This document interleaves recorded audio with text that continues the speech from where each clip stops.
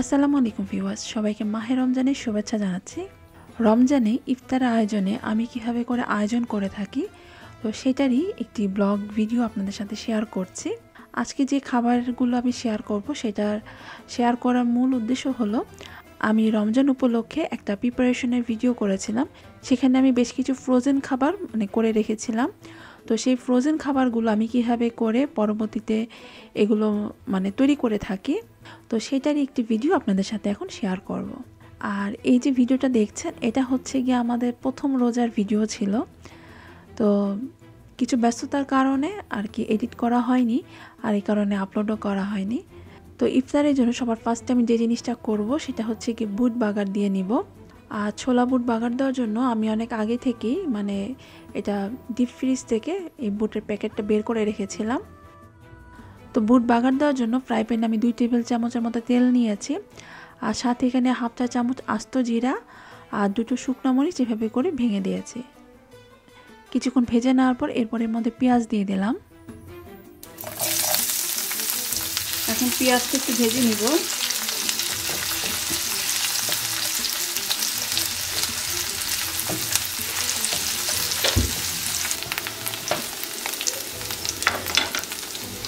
আদা রসুন বাটা দিয়ে দিলাম। আদা দিচ্ছি হচ্ছে মশলা হলুদ আছে 1/4 চামচ, ধনে গুঁড়া, জিরা গুঁড়া, মরিচের গুঁড়া এগুলো হাফ চা চামচ, গরম মশলার গুঁড়া 1/4 চামচ।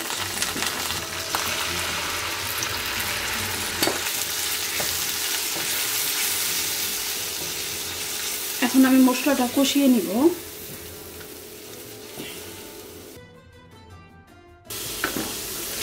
মশলাটা কষানো হয়ে গিয়েছে।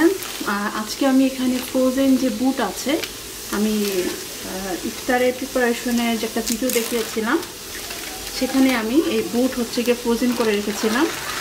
এটার মধ্যে সামান্য একটু হলুদ আর লবণ দিয়ে জাস্ট সিদ্ধ করা, আর কিছু না। তো সেটা দিয়েই আমি আজকে এই বুটটা রান্না করব। এখন মশলার সাথে বুটটা ভালোভাবে কষিয়ে নিই। কষানোর জন্য একটু ঢেকে দিচ্ছি।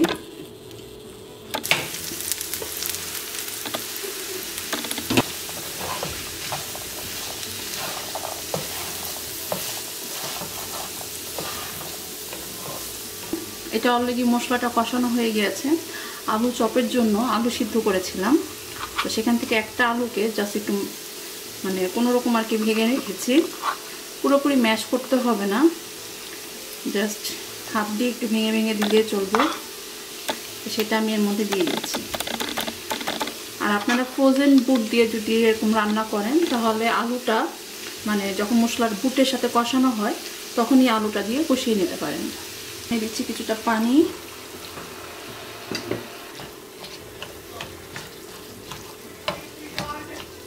যেহেতু রোজার লবণ দেখতে পারবো না, তবে লবণ দিয়েছিলাম অনলি বুটের জন্য, আলুর জন্য দেইনি। আমি আলুর জন্য কিছুটা একটু লবণ দিয়ে দিচ্ছি।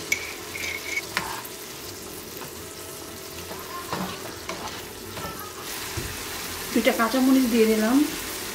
আবার একটু ঢেকে দিচ্ছি। এইভাবে করে আর কি রান্না করে নিব।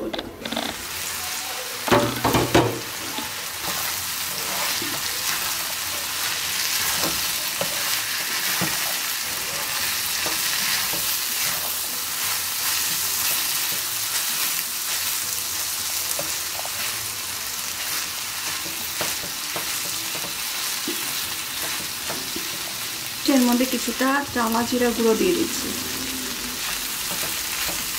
আমার রান্না হয়ে গেছে। একটু ধনে পাতা কুচি দিয়ে এটাকে নামিয়ে দিচ্ছি। সো আমার ছোলা বুট বাগার দেওয়া এখন শেষ। তো আমি এটাকে একটি সার্ভিং ডিশে তুলে নিচ্ছি। আর সবশেষে উপরে আরও কিছুটা একটু ধনে পাতা কুচি দিয়েছি। এখন হচ্ছে কি পেঁয়াজুর জন্য কিছু ডাল ফ্রোজেন করে রেখেছিলাম। তো সেই ডাল দিয়ে আমি কীভাবে পেঁয়াজু তৈরি করি সেটাই এখন দেখাবো। এখানে আমি একটি পাত্রের মধ্যে প্রায় 1.5 কাপের মতো পেঁয়াজ কুচি নিয়েছি, সাথে স্বাদ অনুযায়ী কাঁচামরিচ কুচি, 1/4 চামচ হলুদের গুঁড়ো, হাফ চা চামচ মরিচের গুঁড়ো, হাফ চা চামচ ধনে গুঁড়ো, হাফ চা চামচ জিরার গুঁড়ো আর কিছুটা ধনে পাতা কুচি দিয়ে তারপর আমি এটাকে মাখিয়ে নিচ্ছি।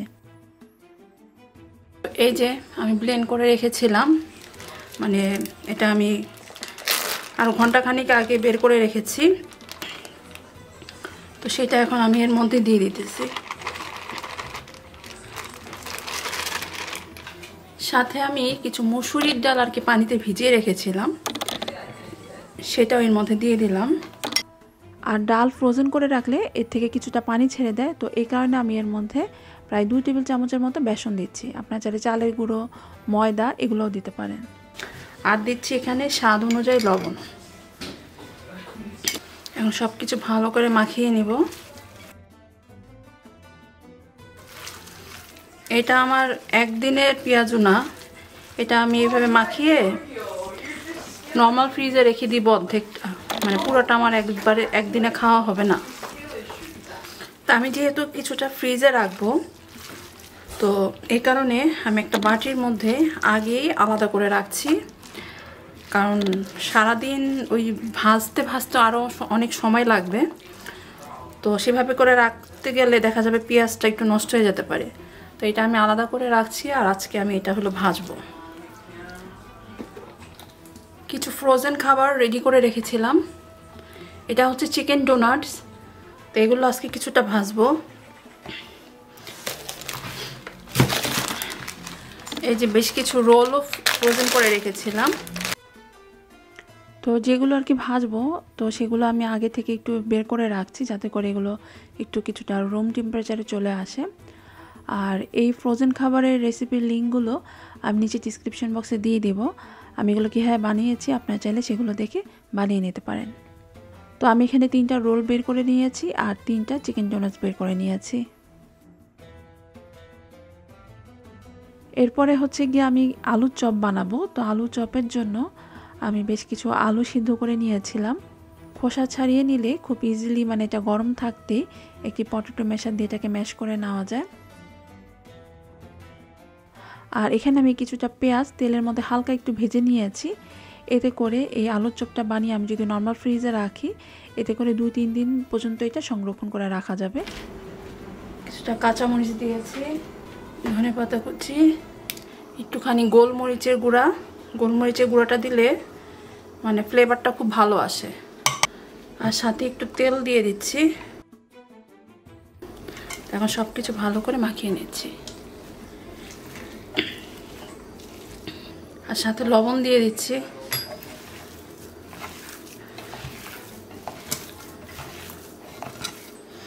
মাখা হয়ে গেলে এখন এখান থেকে আমি কিছুটা একটু আলাদা করে নিয়েছি। এটা দিয়ে হচ্ছে কি আমি আলুর চপ বানাবো। আর সেম জিনিস দিয়ে আবার আরেকটা জিনিস বানাবো। পেঁয়াজ বেরেস্তা দিয়ে দিলাম,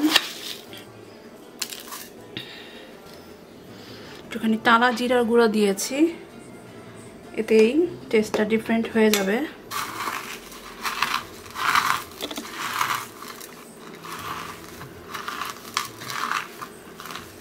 এটা দিয়ে হচ্ছে কি আমি ডিমের চপ বানাবো।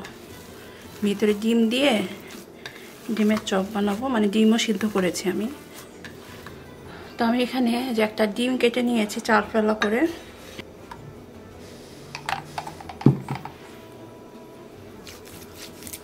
হাতে একটু তেল মাখিয়ে নিলাম, নাহলে তো হবে না।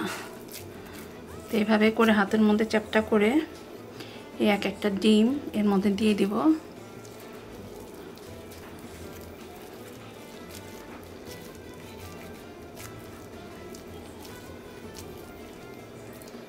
এভাবে করে বানিয়ে নিচ্ছি। ডিমের চপ বানানোর পর এখন আমি আলুর চপ বানাচ্ছি। ডিমের চপ অনেকগুলো হয়েছে, 8টা হয়েছে। 4টা আজকে ভাজবো, 4টা কালকে ভাজবো। আমার বাসায় ইফতার খাওয়ার মানুষ মাত্র 3 জন, তানিশা তো খাই না।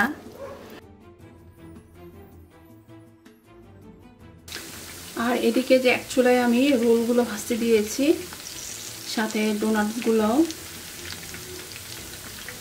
চুলার আঁচ কম করে আর কি এগুলো আস্তে আস্তে করে ভাজতে হয়, কারণ ডোনাটসগুলো হলো পুরোপুরি কাঁচা, আর রোল বেশিক্ষণ ভাজা লাগে না।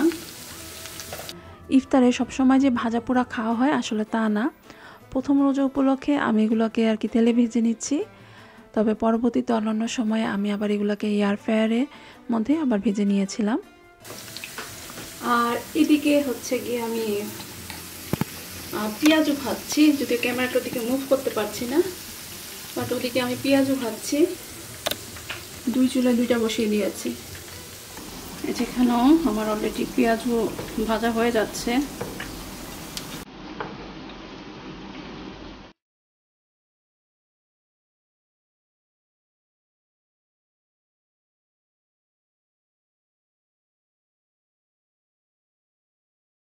সেই সাথে আমি এখানে বেসনে চুবিয়ে আলুর চপ ভেজে নিচ্ছি। আর এরই মধ্যে আমার ছেলে চলে আসছে আমাকে হেল্প করার জন্য। ও মূলত মেনলি বানায় হচ্ছে গিয়ে মানে ইফতারের জন্য শরবতটাই বানাতে আসে। চুলার কাছে আসতে দেই না, কারণ এখনও তো ছোট, দেখা যাবে হাত টাত পুড়ে গেলে প্রবলেম হবে। তো হচ্ছে গিয়ে ব্লেন্ডার জারের মধ্যে প্রায় হাফ কাপের মতো টক দই দিয়ে দিল। আর আমি দিক থেকে সাইড দিয়ে এখানে আম কেটে দিচ্ছি, সাথে এখানে একটা কাপ আইসক্রিমও দিয়েছে। আর কিছুটা একটু চিনি আর দুধ মিলিয়ে তারপর এটাকে ব্লেন্ড করে নেওয়া হচ্ছে। ব্লেন্ড করার সময় আপনারা একটা জিনিস খেয়াল রাখবেন, প্রথমেই একদম অনেক পানি দিয়ে এটা ব্লেন্ড করতে যাবেন না। প্রথমে অল্প পানি দিয়ে এটাকে ব্লেন্ড করে নেওয়ার পর তারপরে আবার বাকি পানিটা অ্যাড করে নেবেন, তাহলে আর কি ব্লেন্ডারটা খুব স্মুথভাবে হয়।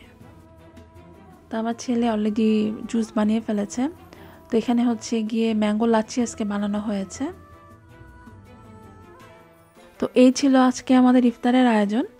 এখানে আছে জিলাপি, কালিজিরা জিলাপি, এটা অবশ্য বাইরে থেকে কেনা, পেঁয়াজু, আলুর চপ, এটা হচ্ছে গিয়ে ডিমের চপ, আর এখানে রোল এবং চিকেন ডোনাটস, আর ওখানে আছে খেজুর এবং ছোলা বুট ভুনা।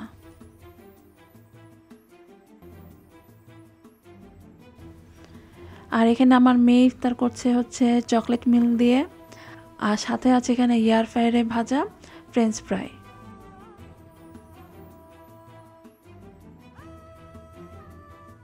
আমি আগেই বলেছি সবসময় কিন্তু একই ধরনের ইফতার হয় না। আমরা দেখা গেছে যে প্রথম 2 রোজা একটু তেলে ভাজা জিনিস খেয়েছি, এর পরবর্তীতে দেখা গেছে যে আমরা হয় পিৎজা নাই শর্মা, কাবাব, রুটি এগুলো আর কি বেশিরভাগ খেয়েছি। তো এক এক সময় আসলে এক এক ধরনের জিনিস মানে খাওয়া হয়। চেষ্টা করি রুটি টাইপের জিনিস রাখতে, যাতে করে রুটির সাথে একটা মাংস বা কাবাব থাকলে মানে সাথে যদি সালাদ হয় তো ওটা দিয়ে যেন খাওয়া হয়ে যায়। তেলে ভাজা জিনিসটা আমিও একটু অ্যাভয়েড করতে চাই। তো আজকের ভিডিওটা আমি এখানেই শেষ করছি। জাস্ট ফ্রোজেন খাবারগুলো আমি কীভাবে করে পরবর্তীতে এটা মেক করে থাকি সেটাই আপনাদের সাথে শেয়ার করলাম। সবাই খুব ভালো থাকবেন, হেলদি খাবার খাবেন এবং সুস্থ থাকবেন। আজকের মতো তাহলে বিদায় নিচ্ছি। আল্লাহ হাফেজ।